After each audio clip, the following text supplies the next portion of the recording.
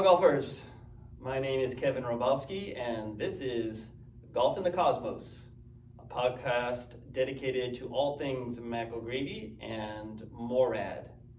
So if you're born after the year 2000, you might not know much about Mac O'Grady and MORAD, so that's precisely why I'm creating this podcast, is to shed light on the contributions that Mac O'Grady has made to the game of golf, which is quite enormous and largely not known to the modern players.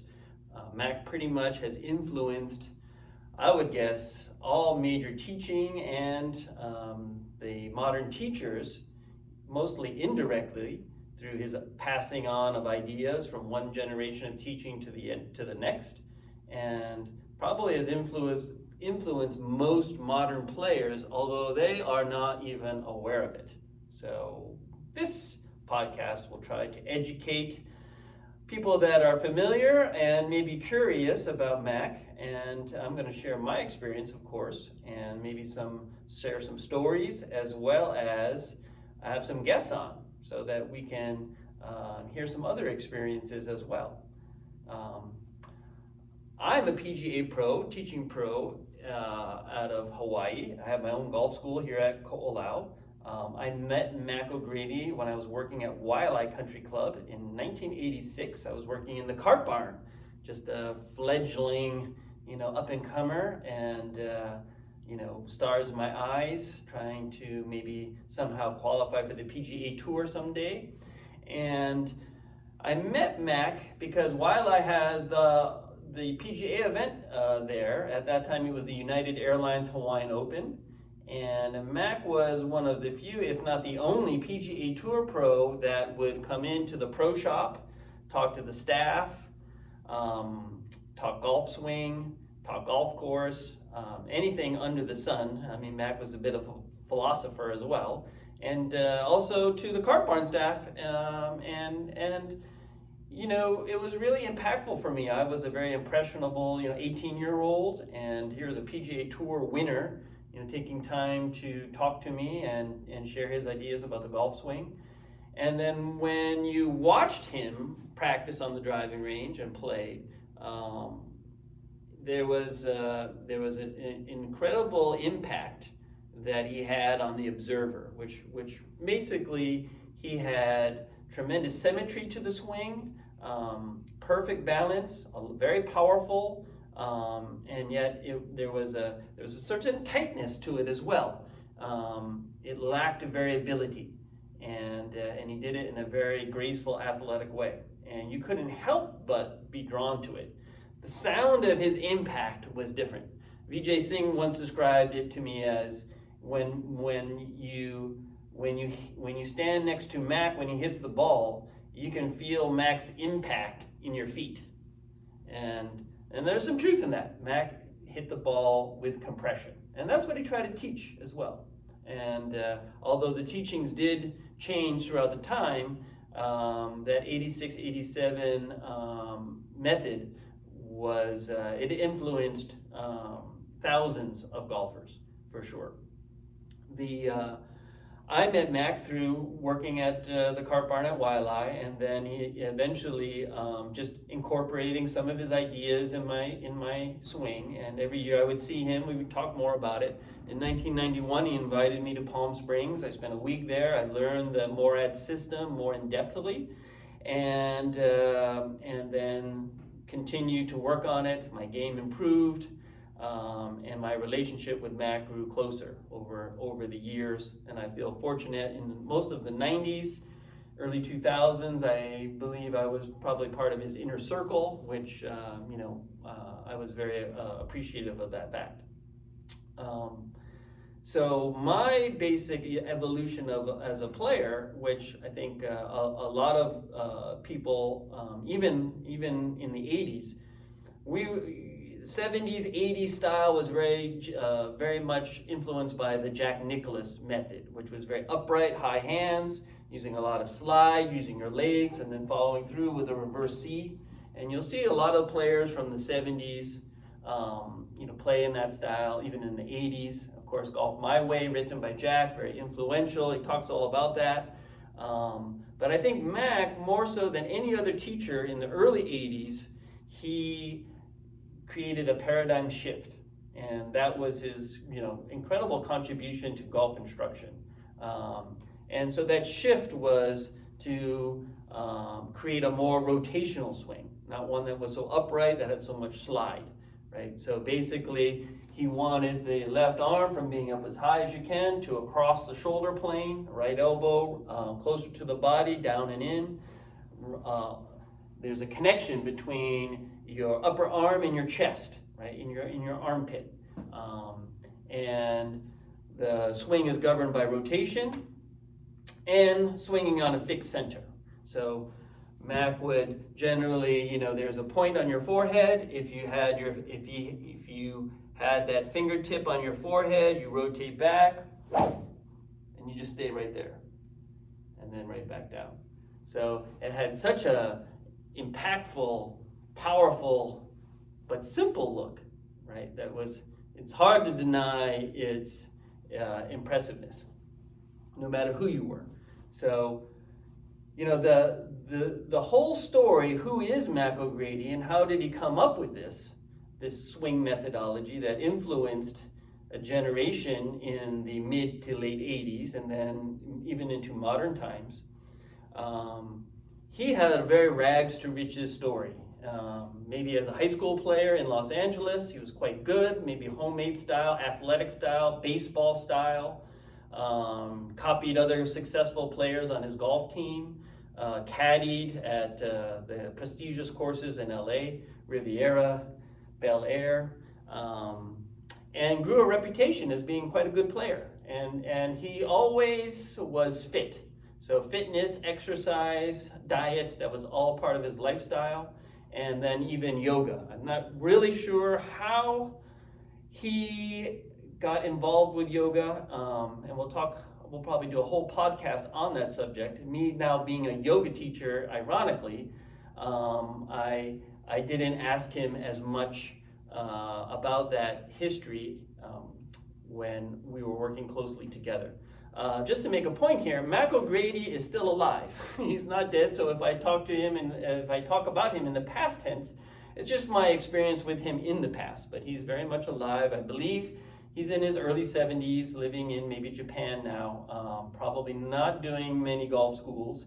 So that's why, again, sharing this information is very important, especially last year during the pandemic when we were stuck indoors. I thought, gosh, all this great video and information is being, kind of closed up to the golfing world, to the golfing public. And so I thought I almost have a responsibility to share with the world some of this knowledge, right? Not in terms of profiting from it, or maybe even this is maybe going to not please Mac, but basically the information, just like the principles, are the most important thing, not the people. And I'll talk more about that in a minute as well.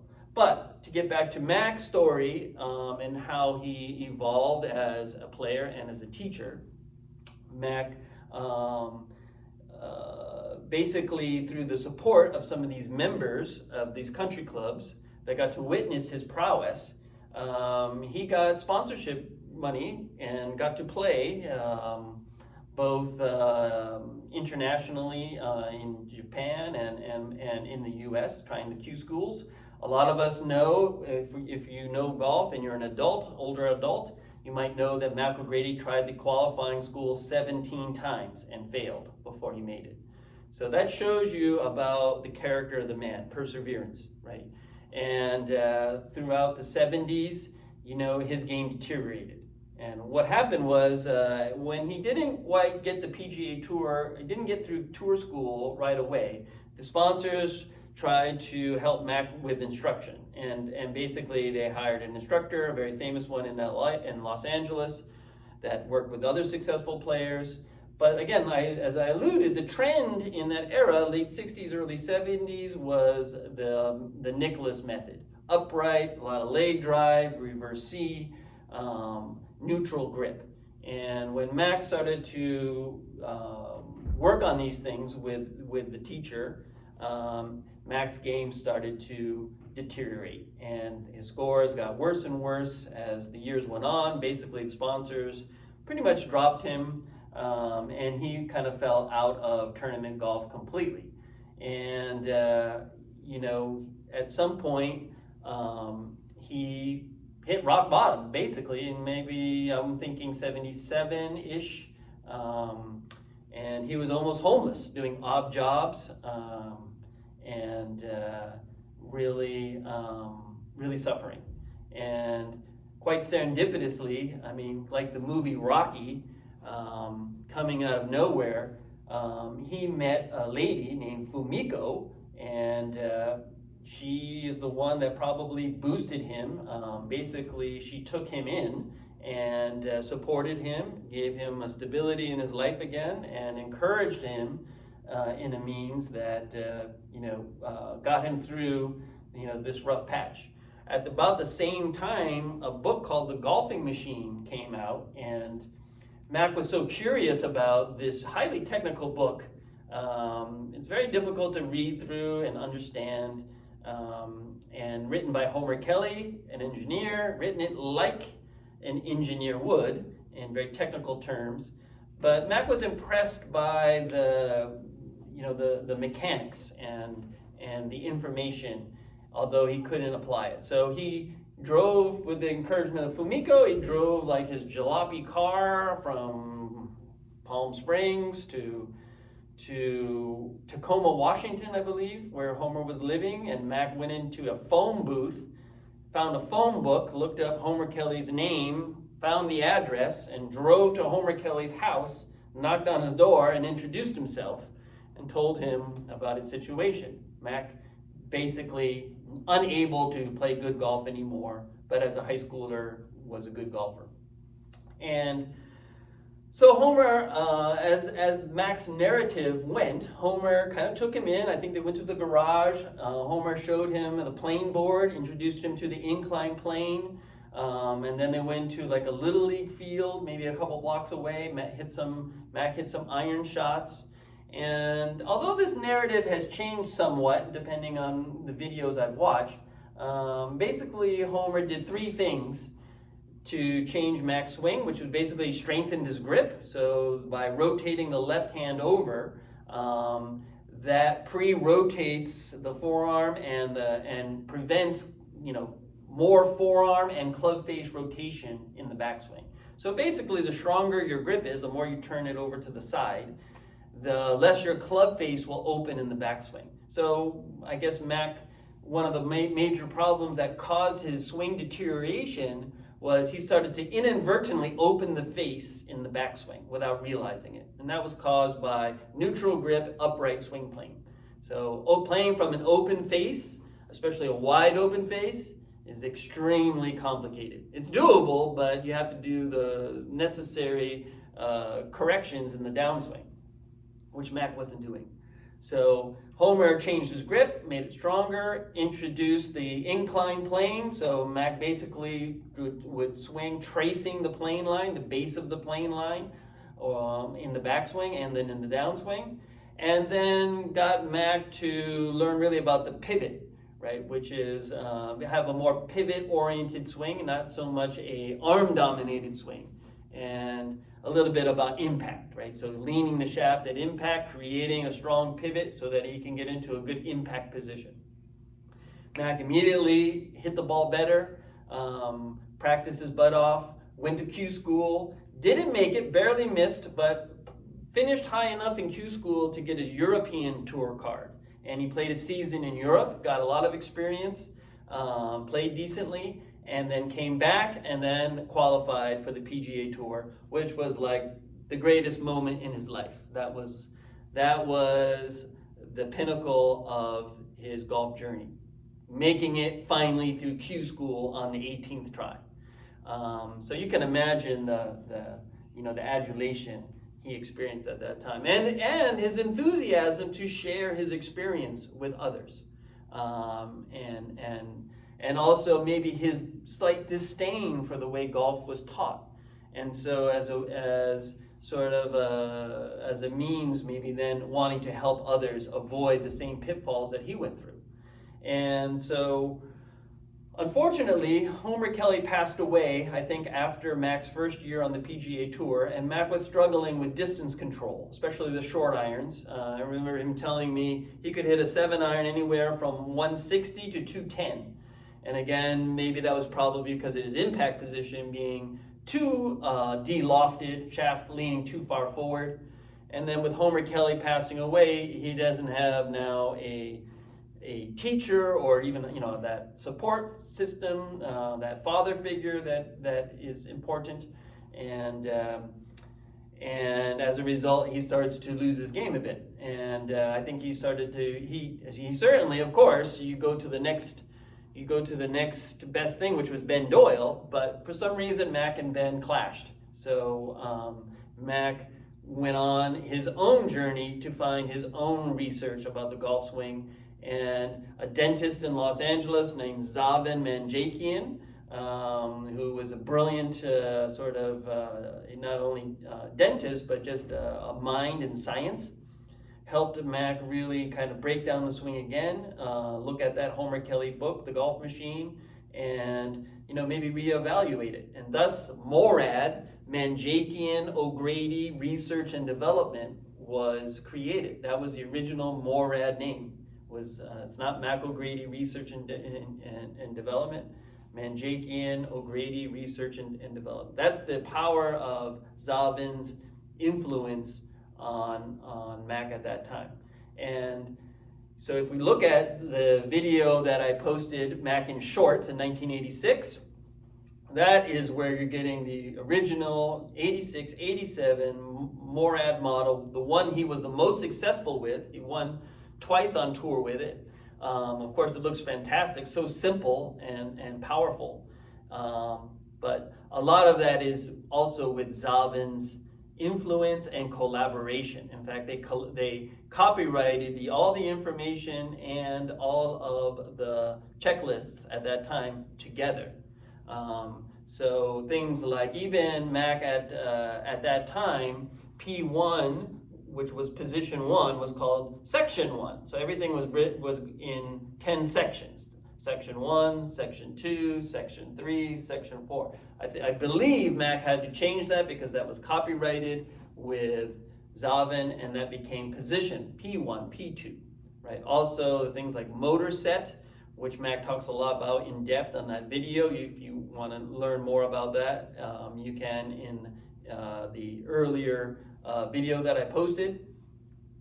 And we'll talk about more of those things and Zavin's influence on the 86 swing in other podcasts as well. But Mac and Zavin had a falling out at some point.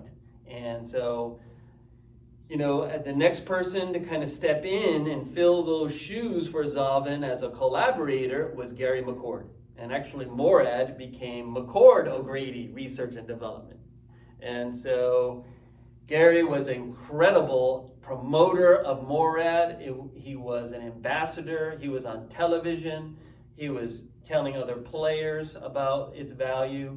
And as a result, Mac ended up with a following of maybe 20 to 24 PGA Tour pros. So Mac was playing the PGA Tour in the mid-80s, successful, 85, 86, 87, 88, and teaching at the same time his fellow competitors. I mean, that's unheard of. And if you can imagine that today, how big a story that would be on the Golf Channel. Here's Mac hitting a few balls. 5 minutes later, he's working with Chip Beck. 10 minutes later, he's working with Lenny Clements. Then Jody Mudd and Kenny Knox, right? All these guys are under his tutelage. Dave Stockton, John Cook. He might have, Dan Forsman, he might have worked with 50 tour pros at some point. Either directly or indirectly. Maybe it could be as little as 5 minutes, just giving them a quick idea, or giving them the full treatment. Learning the MORAD system from the ground up, P1 to P9. So it's just incredible that happened. When I saw Mac in The first Hawaiian Open I saw Mac, it was probably January '87. He had pennies under his armpits, and he would demonstrate, he would just go right down the line how he could hit the drive, maximum power, maximum speed, and keep the pennies in his armpits, right? And that was the connection, right? The pressure points back then. He wouldn't call it pressure points so much because I think at that time he had moved on from the Homer Kelly golf machine method. In fact, the videos in '86 and '87 that I've seen him teach on, he criticized Homer Kelly. So, and what that did to him. So it's very interesting how, the ebbs and flows of all of our philosophies and our just the way we think, right? How we were thinking back then, right? And how it's changed and how it continues to change. So, and that's, been very fascinating in the whole MORAD project, is how things have evolved. And really, this is quite common in most things, right? Nothing really ever stays exactly the same. Things evolve as people's thinking and ideas change, right? As we age, we get more experience, and these things are never going to be exactly the same forever. But Mac was quite successful until '88, and then his back started to bother him. And his back had always bothered him a little bit, but because he was so strong and fit, it didn't get to the point where, it was debilitating until maybe '88, where he got it checked out, and then he realized he had this condition that basically was causing his back to deteriorate. And so little by little, he kind of, disappeared from tournament golf for a few years. Now, this being said, he also, created a lot of controversy on the tour, especially with Dean Beeman. And this also was a setback in terms of, I think a huge distraction and just a negative blowback was that he created animosity with the PGA Tour. And this all stemmed from an incident he might have had with a volunteer. A volunteer basically complained that Mac had insulted her and swore at her, and she complained to the tour. The PGA Tour fined Mac, took it out of his paycheck without asking Mac, and Mac went to the press and basically, imploded or exploded on Dean Beeman. And a lot of players took exceptions to this because, he went public right away. He didn't try to take care of this in-house. And of course, it just added more and more animosity between him, Dean Beeman, and the PGA Tour in general. And had this not occurred, right, who knows what would have continued to happen in terms of Mac's progress in the game. Also, Mac did part ways with Gary McCord, which was a huge blow. And you couldn't have had a bigger supporter in the MORAD system than Gary McCord. But Mac, through his just pattern with relationships, myself included, he's very quick to cut you off permanently if there's a misunderstanding. And so this is sort of the pattern of behavior that, again, I think caused him to have a reputation of being difficult to work with. Although when you got him working on the swing, you never met someone more passionate, more enthusiastic, just a tremendous teacher and wealth of knowledge. And so you have like these, sort of dual experiences that people have had. And maybe, that's just because of just the different sides of his personality. And I saw it, myself firsthand. So that was another probably low point in Mac's life and career, was in 1989. He lost, his huge support system, which was Zavin and Gary McCord, and also, falling out with the PGA Tour and now having these back problems. I think he tried to come back about '91. That's where I started to work with him a little bit. And I think somewhere 92, 93, the idea was spurred to create golf schools, symposiums. And at first we were just doing it to golf pros. I was part of his assistant staff. I did perhaps maybe 10 of these schools, both in Hawaii and across the United States. And yeah, we started to create some traction. Mac started to create a relationship with Seve Ballesteros in '93. Again, they were friends when Mac was playing full time, and now that Mac wasn't playing, trying to look at being more teaching. You got Seve Ballesteros, Steve Elkington, and Vijay Singh, all under his tutelage somewhere around 93, 94, 95. And those three guys, started to resurrect their career. I mean, not resurrect, but they started to play. Seve maybe resurrected his driving game. Vijay won and was successful right away, and so was Elkington. And then we really found some momentum. We were doing the golf schools. More and more tour pros were coming on board. So guys like Grant Waite, Tommy Armour III, others that of that era, mid to early '90s, were coming back on board, like Chip Beck. And yeah, it was a real exciting time. We felt like we were on the forefront of something huge. But unfortunately, this was pre-Tiger Woods. So pre-Tiger Woods, golf did not have the promotion it does today, especially the Golf Channel, which was huge. Golf Channel was maybe in its bare infancy, if anything at all, and was not doing the kind of coverage it's doing today. Had that been the case, Mac's persona would be greatly enlarged. But because it wasn't, a lot of this kind of flew under the radar, subject to just Golf Digest, golf magazines. And of course, Mac also had sort of some negative relationships with people on those publications. So they didn't make things easy on Mac to get his information out. In fact, Mac hasn't published anything yet in terms of the checklists, the books, videos, everything that was promised for years and years and years, probably still to this day, still goes unpublished and is unavailable to the public, which is very, very unfortunate.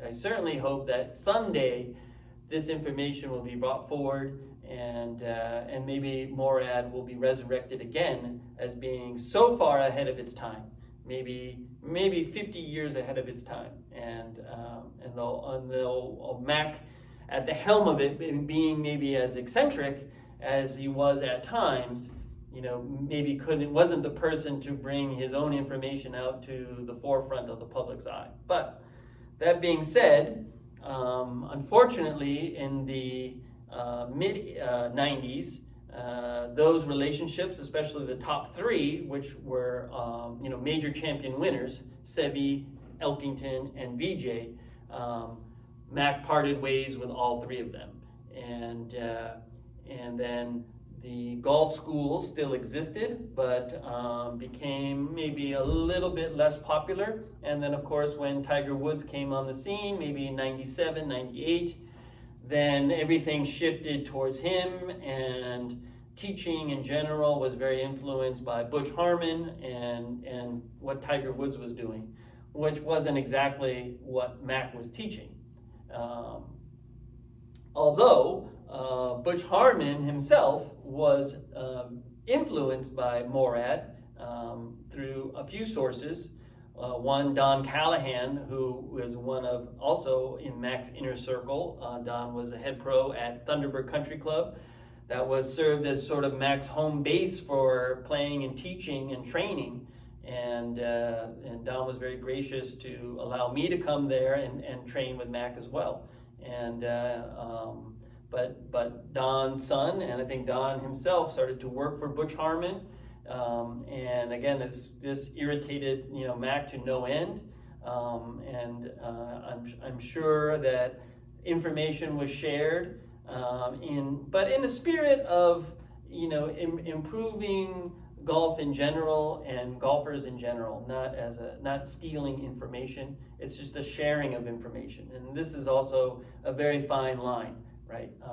But I know I've talked to Butch Harmon and the Harmon brothers in general, and they've said nothing but positive things to me about Mac O'Grady and the teachings, and that Mac has influenced some of their ideas and molded it. So the interesting aspect of the next sort of decade, that would be from 2000 to 2010, was how Mac sort of reversed course on MORAD and went back to the root, which was the golfing machine. And Mac started to teach and promote a more literal application of the golf swing method into the MORAD system. Of course, tweaking it here and there, but all of a sudden now there's a tremendous reverence again for the Homer Kelly style of communicating with the pressure points and the various stroke patterns, and implementing a more incline plane, flat wrist, much more punchier hitting style, and a more very truncated range of motion, which frustrated a lot of the students that were going to the schools, and I would get some of the brunt of that just through communications via email, that the later MORAD style created a loss of distance for people's swing, and that became an irritant, and that was a very common denominator. Although the swing, I've seen a lot of people improve their golf swings with the late MORAD style and look very much on plane, club face square, very simple, very pivot orientated. But it's almost like when you create so many pressure points. So Mac took the pressure points, which is basically these areas that govern the movement, right? And then it's like tightening the screws of your swing. But if you tighten all these screws too much, it's like swinging in a straitjacket, right? And although you simplify the swing, you do it so much that it reduces your ability to produce power, right? And if you go into a competition with that swing and you're being outdriven 50 yards, 30 yards, sometimes by high schoolers, even younger than high schoolers, that's not going to boost confidence in the player. And in fact, even in Mac's story, what was a large part of his resurrection through Homer Kelly is that when Homer helped him with the grip, with the pivot, with the impact, and the incline plane, Mac got his power back, right? And that led to confidence, and that led to higher performance.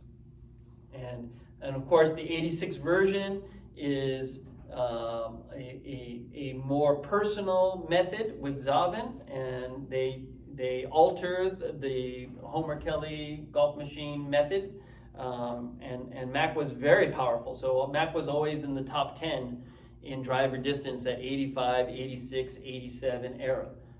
So Mac was a very powerful hitter. But the 2000 style that Mac went back to the golfing machine was so pressure point oriented that it got people almost too tight and unable to hit the distance they wanted, even though the swing had some nice look to it. Also kind of looks very mechanical, quite slow, quite deliberate from P1 to P2, a little bit more upward with the wrist, and very slow, deliberate backswing, and then going up the plane. Of course, Mac introduced this idea also of going CP or CF. That happened in the 90s, which basically means do you swing inside out or outside in? And I'll dedicate a podcast on that. That was an interesting shift, and it has some positives and negatives to it. So we'll discuss that in a future podcast.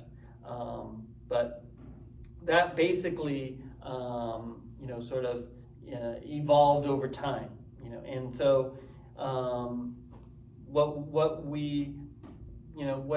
what I find and what I enjoy is the freedom and the speed that was created in the 86 swing, and just how, I guess, non-thinking it was. I mean, I think Mac knew that from the study he did with UCLA. So this is another kind of aside, but Mac had the yips, right-handed putting, and so he funded a study with UCLA, got involved with some neurology people, and basically tried to figure out what causes the yips and how to solve it. And Mac's solution to that was to putt left-handed. So this cost Mac, hundreds of thousands of dollars. But basically, the yips are a form of what's called focal dystonia, which means the eyes flash to the target before impact, and it creates like an involuntary twitch or hitch. And that can obviously, destroy the result. So Mac basically, to clean the slate, learned to putt left-handed and played on the tour and won on the tour putting left-handed. So you can imagine, here he is learning probably in the course of maybe 2 years how to putt left-handed. He has 2 years experience. So all of the subtle sophistication of judging the speed and the line and doing it from the left side, he was at a tremendous disadvantage. I mean, he was a below average putter on the PGA Tour. If he had just been an average putter on the PGA Tour, he would have won 3-4 times a year and majors for sure. That's how well he hit it. And anecdotally, I mean, it's always fun to hear the stories of Mac from other players of what he could do with the golf ball. It very much is reminiscent of Tiger Woods in that late 80s, early 2000s style, where he could do shots where nobody else could. So could Mac, and that was he would take it on lines over trees and over water hazards that nobody else could, and hit driver off the deck, hit driver off the cart path. Basically the 9 windows that create trajectory and curve. Be able to hit all 9 windows, no problem, and we teach that as well. So again, that was much more of an 86, 87 style, and then we have access to some of the videos that definitely demonstrate all that. So it's all good stuff. But that for me was the style that I wanted to emulate. That's the way I wanted to look at it, right? That's the way I wanted to look when I hit a golf ball. And basically that's really just kind of it's a little bit of a choice in terms of how you want to play, how you want to swing. It's a style of swinging, right? And I think Mac tried to use some scientific principles, right, in terms of it, and I think that he got from Homer Kelly, and then also with Zavin, is try to apply some scientific principles, and the principles are above the individuals of the game. So you could say Hogan did this, Snead did this, Nicholas did this, but they are not the principles.